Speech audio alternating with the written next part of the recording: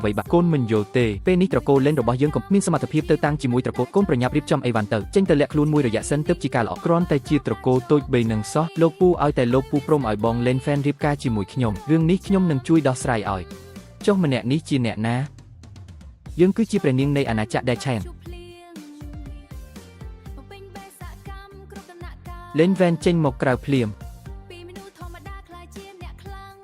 លេងវ៉ែនចេញមកក្រៅភ្លាមមេដឹកនាំត្រកូលរៅខ្វាញ់ឡងតើពួកលោកមកទីនេះធ្វើអីសាកសួរកូនប្រុសសំណប់របស់អ្នកទៅថាវាបានធ្វើរឿងល្អអីខ្លះកូនគ្រាន់តែជួយប្រដៅកាកសំណល់សង្គមម្នាក់តើមិននឹកស្មានថាលោកពូទាំង3មកសរសើរដល់ផ្ទះបែបនេះសោះសរសើរក្បាលឯងអីអាជើងល្អនេះវាហ៊ានកំទេចពូជពងកូនប្រុសរបស់ខ្ញុំអន់រឿងនេះឯងជាអ្នកធ្វើមែនទេកុំមកនិយាយមួយបង្កាច់ឲ្យសោះណាខ្ញុំគ្រាន់តែដុតភ្លើងបន្តិចបន្តួចប៉ុណ្ណោះអ្នកដែលកំចាត់ប្អូនប្រុសតូចរបស់កូនប្រុសលោកក៏គឺជាប្អូនប្រុសតូចរបស់គេតើប្អូនប្រុសតូចរបស់ប្អូនប្រុសតូចជាស្អីទៅនិយាយមិនដឹងខ្យល់អីសោះរឿងថ្ងៃនេះឯងត្រូវតែផ្ដល់ការពន្យល់ឲ្យខ្ញុំតើលោកចង់យ៉ាងម៉េចខ្ញុំឲ្យជំរឿ2ដល់ពួកឯង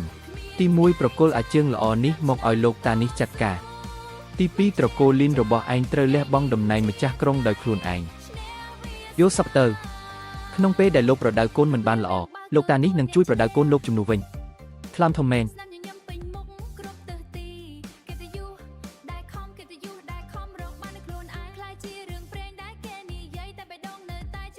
លោកពុកមិនអីទេមែនទេចូលដល់កម្រិតកាយមាសហើយត្រឹមត្រូវហើយតំណែងម្ចាស់ក្រុងគឺសម្រាប់អ្នកមានគុណធម៌មីងវូបើឯងចេះស្គាល់ខ្ពស់ទៀតក៏គួរតែលះបង់តំណែងម្ចាស់ក្រុងដោយខ្លួនឯងទៅកាលពីមុនបើមិនមែនដោយសារខ្ញុំចេញមុខជួយទេគ្រួសារឈៀននិងគ្រួសារចៅប្រហែលជាត្រូវស្លាប់ក្រោមដៃពួកនេះពួកឯងទាំងពីរគឺជាមនុស្សហមើលគុណហឹមនៅលើទ្វីបសិនវូអ្នកខ្លាំងគឺជាអ្នកមានអំណាចបើចង់បន្ទោសគឺបន្ទោសដែលត្រកូលលីនរបស់ឯងខ្សោយពេកទៅប្រគល់ទ្រព្យសម្បត្តិទាំងអស់របស់ភូមិគ្រឹះម្ចាស់ក្រុងមកគុំសង្ឃឹមឲ្យសោះទោះបីជាខ្ញុំត្រូវស្លាប់ក៏មិនឲ្យពួកឯងសម្រេចបំណងដែរណែខ្ញុំនៅផ្ទះស៊ីចុកតិចច្រើនឆ្នាំមកហើយដល់ពេលដែលត្រូវធ្វើអ្វីមួយដើម្បីគ្រួសារវិញហើយការប្រយុទ្ធលើកនេះទុកឲ្យខ្ញុំជាអ្នកចេញមុខចុះឯងលីងហ្វានតាខ្ចាស់ទាំង3នាក់នេះមើលទៅហាក់ដូចជាខ្លាំងមិនធម្មតាទេឬមួយក៏ឯងរៀបការជាមួយខ្ញុំទៅចាំឲ្យព្រះនាងចេញមុខជួយដោះស្រាយឲ្យឯង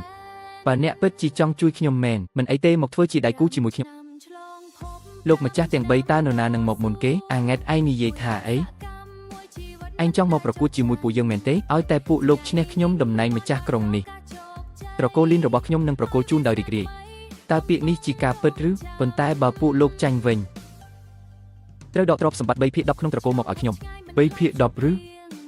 អាង៉ែតឯងពិតជាសម្ដីធំមែនយើងយល់ព្រមអាង៉ែតថ្ងៃនេះតាខ្ចាស់ម្នាក់នេះនឹងឲ្យឯងបានដឹងថាអ្វីទៅដែលហៅថាមេឃខ្ពស់ដេកក្រាស់យ៉ាងណាមិញលោកទាំង3គឺជាចាស់ទុំរបស់ទោះបីជាខ្ញុំឈ្នះក៏វាមិនសូវសមរម្យដែរមិនដឹងថាលោកទាំង3អាចបន្ធូរដៃឲ្យខ្ញុំមួយក្បាច់បាត់ហេះតែមួយក្បាច់ទេអីតានឹងឲ្យឯងដល់ទៅ10ក្បាច់ក៏បានដែរនេះជាសម្ដីដែលលោកនិយាយខ្លួនឯងទេណា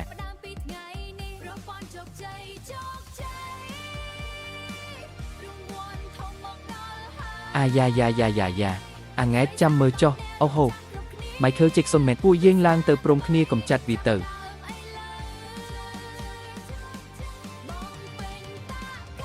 អាង៉ែតតានឹងមិនលើកលែងឲ្យឯងឡើយ